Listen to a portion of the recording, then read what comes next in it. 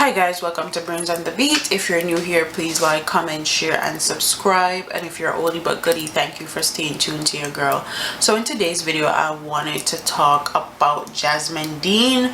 A lot of people have been asking about what's been going on with the Jasmine Dean case. Jasmine Dean is the university student that went missing a little bit before this whole crisis started. Let's get into the story. It says, the police are reporting that two persons of interest who were arrested in the case of the missing University of West Indies student Jasmine Dean have been charged. They are 40-year-old Tamra Henry, otherwise called Braff and Lavish of Bull Bay, St. Andrew, and 36-year-old Gregory Wright, otherwise called G. Both Wright and Henry are charged with the offenses of possession of identity information, 8 counts of unauthorized access to computer data, and simply larceny. Henry was also charged with the offense of possession of identity and breaches of the Dangerous Drugs Act. Both remain in custody pending court appearances and the continuation of the missing person investigation.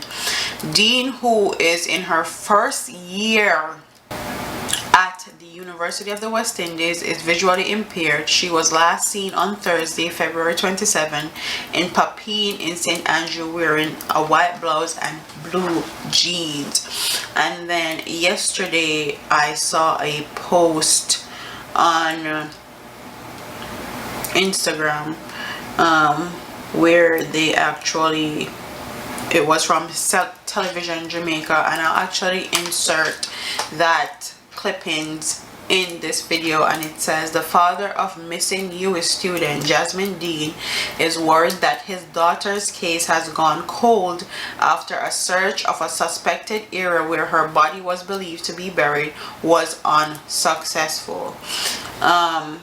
Like I've said in previous videos, the time that has gone by as to where she would be found alive or found period have passed, and I think that this case was so widely publicized that if they actually had her body, they will probably dispose of it so no one can find it, because they didn't want the liability. I know this is very harsh, I know this sounds very crazy to say, but this is just my personal opinion on the matter.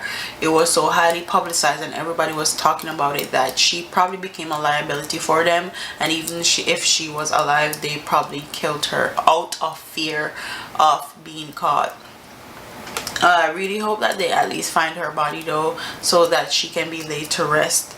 Quite frankly, I think she is dead, and it's very hard to say that we as women need to be more careful, and we need to be more vigilant, and we need to actually start helping each other. I want to know, where were her friends that day? Where were her friends to tell her, wait on the bus? Where were her friends to take the same taxi with her? Where were her friends to check in on her and ask her what she's doing after school and where she's going? And where were her friends? Or she somebody like me that only have one friend?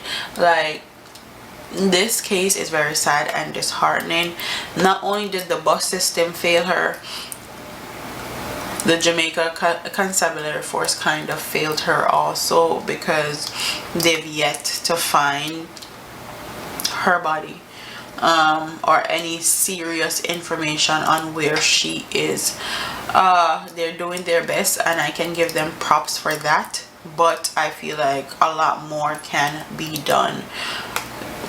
But comment in the comment section what you guys think about this.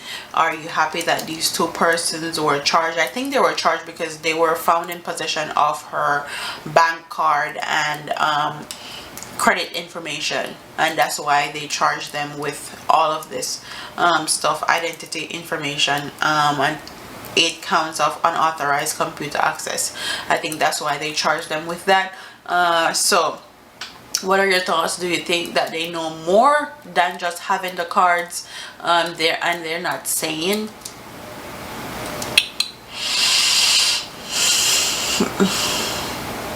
What are your thoughts? Don't forget to like, comment, share, and subscribe. Leave your comments in the comment section below, and I'll see you in the next one.